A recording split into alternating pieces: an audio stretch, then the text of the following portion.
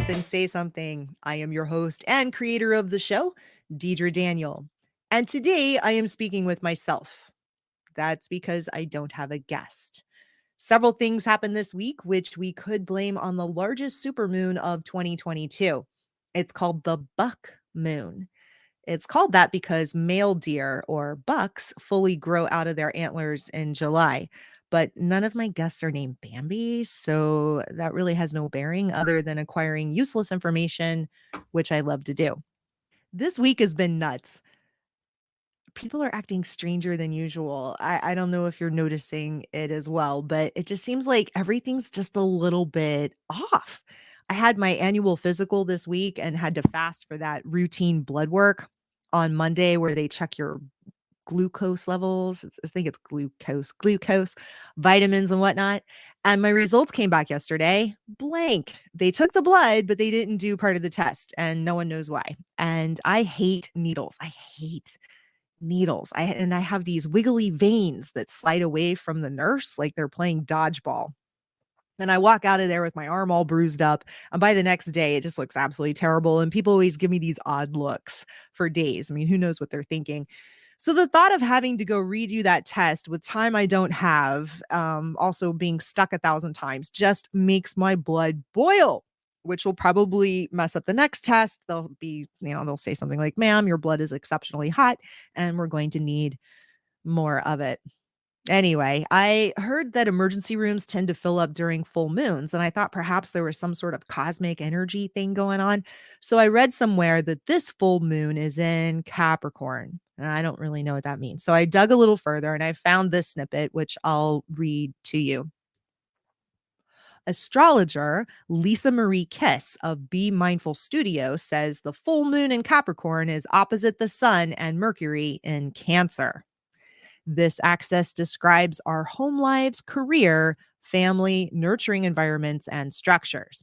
Cancer energy will tell you to stay home and rest.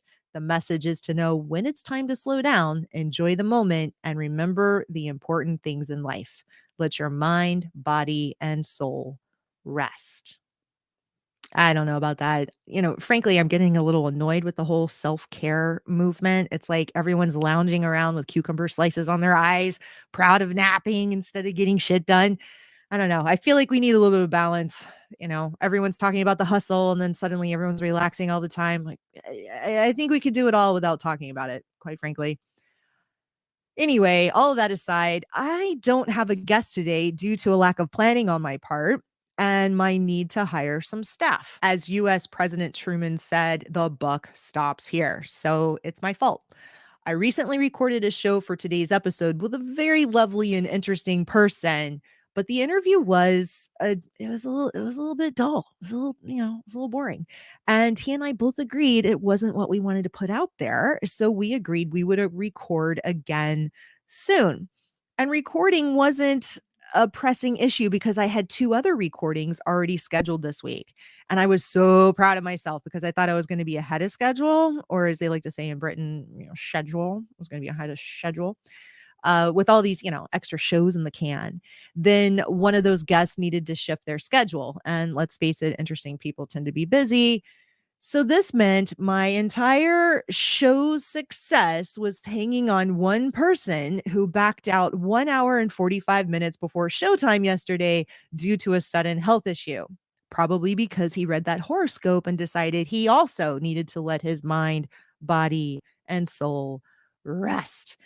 So my solution was to record myself. And right when I started to do that yesterday evening, there was a torrential downpour and water flooded our front room. My husband and I had to move furniture, get out the towels and other absorbent blockades. And of course, we dropped some swear words and snapped at each other only in the way that you can do with people that you dearly love. So I was tempted to let this week go, but I promised myself and you to post one episode a week. So here we are, me all alone, talking into a microphone, sending my musings out into the great abyss. I hope you enjoy. I do intend to post a show every Friday at 11:11 a.m. Eastern Time. As you know, I'm new to podcasting, and I recently read an article from some so called podcasting experts that claim most podcasts are downloaded on Tuesday, Wednesday, and Thursday in the wee hours of the morning. Using that logic, I should shift my release date to one of those time slots, but I tend to buck trends. See what I just did there? Maybe that's why we have the buck moon. So, for the time being, I'm sticking with Fridays at 11:11 a.m. Eastern. I hope you've enjoyed the first 4 episodes so far. And for those of you that haven't, or you'd like a quick recap, the first one was with David Sidoti, who has been tracking Bigfoot for 26 years. Whenever I mention this topic to others, I notice that they immediately jump to whether or not they think Bigfoot is real. And I stress to them that it doesn't matter. David believes they're real, and that's part of what makes him an interesting person. Interesting people believe in something. What do you believe in? And a second point about David, he is tracking Bigfoot in Florida. I assumed, as many others have, that Bigfoot is in the Pacific Northwest of America, but Bigfoot is also in Tampa, Florida. And from what I learned, Bigfoot is everywhere, and so is adventure. You don't need to wait to save up money and vacation time to make a special trip to find adventure. It's right in your backyard. Get it? I met David because I decided to try something new by attending a Bigfoot conference. And, after he so graciously agreed to be on my first podcast, he recommended a friend of his who is a ghost hunter. I guess that's all that, birds of a feather flock together kind of thing. Anyway, you know, it's another lesson in living a more interesting life. I trekked out to a Bigfoot conference. I met someone. He's now introducing me to someone else. You see the chain reaction there? Plus, interesting people also talk about fascinating things. So expect to hear an episode in the near future about ghosts. The second episode with Terry Carden was all about finding freedom living in a van. She is getting rid of all of her stuff and moving out of her townhome to explore the world in a tricked out $110,000 van. She picks up her new van at the end of this month and she is so excited about it. And I plan to have her on the show to talk about her latest adventures later. And as I was mopping up water in my home last night, I thought about how we anchor to so many different things, our jobs, homes, unhealthy relationships, debts, and most often fear. And Terry, she's inspiring me, and I hope she's inspiring you to identify what is holding you back, what is holding us back so that we can change it. And the third episode is with 10-time Emmy winner Valerie Gordon. She knows how to tell a story. And we covered her book, Fire Her Narrator, which addresses those thoughts we have that prevent us from achieving what we want. And it's not that cheesy self-critic. I mean, the critic is one of the narrators, but there's so many other narrators that she breaks down as well. This is new information. And I encourage you to go out there and get the book. She's not paying me to recommend this. I think you should do it. And, you got to remember those thoughts that we have, that little voice in our head, those thoughts are anchors too. And it's time to cast off and sail away. And the fourth episode was with Ann Neville. And I featured Ann because she invites total strangers to sleepovers at rented mansions or cabins in the woods. I know this because I was one of the strangers that she invited. We discuss why it's so hard to make new friends as an adult and why it's so important to keep trying. I have kicked around a few formats for these shows and decided to stick to an interview with one or two people who did interesting things or do interesting things, think in fascinating ways, conquered their fears, took risks, made mistakes, and bounced back from them. I will always ask them what their pet peeves are and what I refer to as the heavy pet peeve segment. I often slip and say the heavy petting peeves segment, and then I have to, edit it out. Sometimes I leave it in. I don't know. Maybe I should just leave it that way since I always struggle not to say it that way. But it's not that kind of show. Anyway, I also asked them what they were afraid of as a child because, we all at least have one thing that we were afraid of. And then I follow up with some questions I wrote for the very interesting game show. And I wrap that up with my favorite question: what should have been invented by now? So every show ends with that question. But since I'm all alone and I have no one to ask questions, I thought I would ask myself some questions. A few days ago, Amazon recommended a product to me based on the books I've purchased in the past. This product is called Hypotheticals by author Chuck Klosterman. I have a couple of his books and I looked him up. He has 12 actually. So I'm missing quite a few in my collection, but he's a great author. If you are Gen X, you'll completely lap up his writings. And also, he's not paying me to recommend his book or this product I'm getting ready to mention. But this is a deck of 50 intense questions to generate, guess what? Interesting conversations. Who knew? And the delivery driver carelessly tossed them on my doorstep moments before the rain came. So I am going to pull two out of the box, read them to you, answer them, and you can then ask these questions to other people. All right. So here we go. And okay, so first off, these are big cards and there's a paragraph on them and it's in tiny font.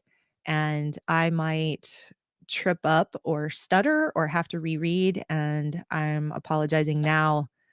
That's just the way it goes, folks. All right. So this card says Super Gorilla. And on the front, it has a little picture of it looks like two football helmets, perhaps. Yeah, those are football helmets. They're kind of aimed at each other like they're getting ready to fight. I don't know if they're going to fight. Genetic engineers at Johns Hopkins University announced that they have developed a so-called super gorilla. Though the animal cannot speak, it has a sign language lexicon of more than 12,000 words, an IQ of nearly 85, and most notable, a vague sense of self-awareness. Oddly, the creature, who weighs 700 pounds, becomes fascinated by football. The gorilla aspires to play the game at its highest level and quickly develops the rudimentary skills of a defensive end. ESPN analyst Tom Jackson speculates that this gorilla would be borderline unblockable and would likely average 6 sacks per game, although I'm messing that up. And would likely average 6 sacks per game, although Jackson concedes that the beast might be susceptible to counters and misdirection plays. I don't know what any of that means. Meanwhile, the gorilla has made it clear that he would never intentionally injure an opponent. That's nice. So here's the follow-up question.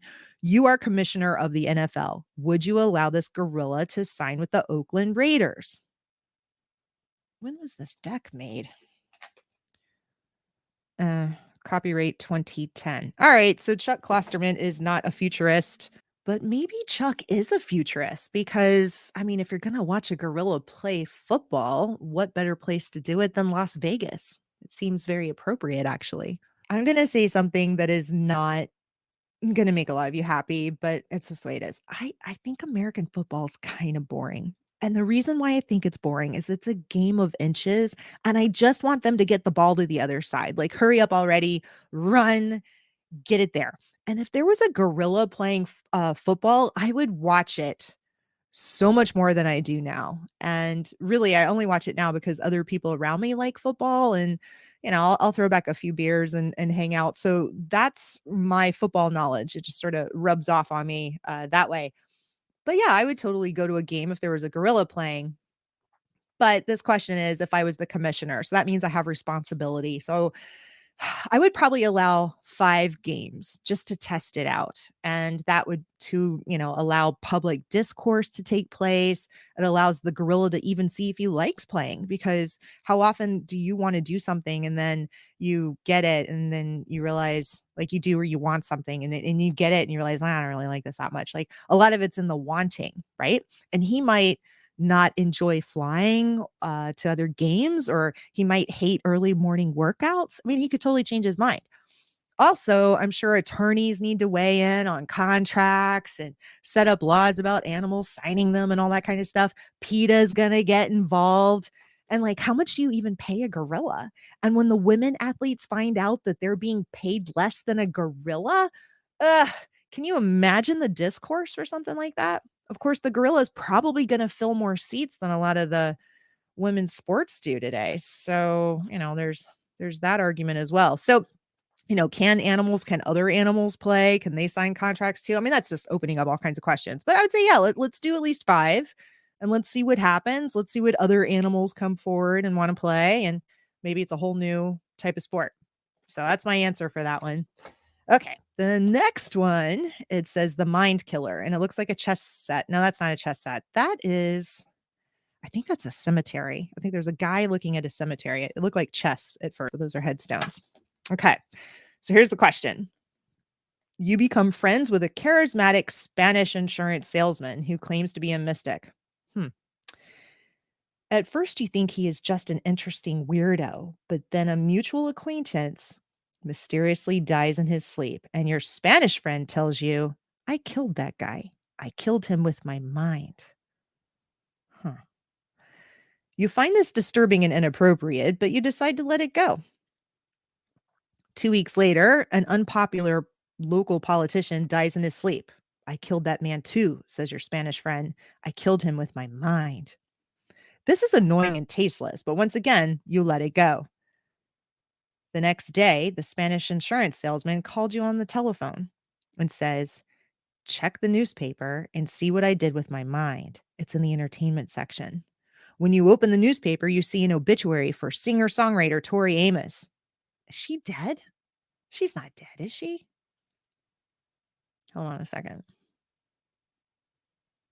Okay. Looks like she's not dead. Well, we already said Chuck is not a futurist. Okay.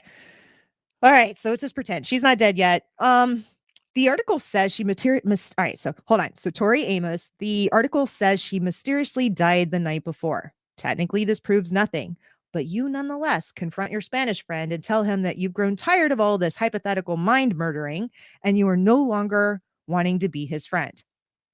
Don't you dare shut me out of your life, he says. You are my best friend. You must remain in my life. I'm not sure what I'll do if you ever betrayed me. Do you remain friends with this possibly delusional, possibly dangerous Spaniard? You have no physical proof he can actually kill people with his mind. Well, I've had a lot of, I would say, I don't want to call them crazy, but there have been some people in my life that, don't always have it together. There's some toxic relationships. You got to keep those people at an arm's length. But there's this part of me that's a practical jokester, and I would tell him I had some mental capacities as well. I'm trying to figure out what those are. So maybe I would be eating a salad and I'd say, this was a hamburger, but I changed it with my mind. But then again, you'd have to do something that's a little harder to prove. Like maybe you point at a car that's running and say, that car shouldn't have been working, but I made it work with my mind. But they always say keep your enemies closer. And if they're going to do some mind murdering, you might want to keep them around a little bit.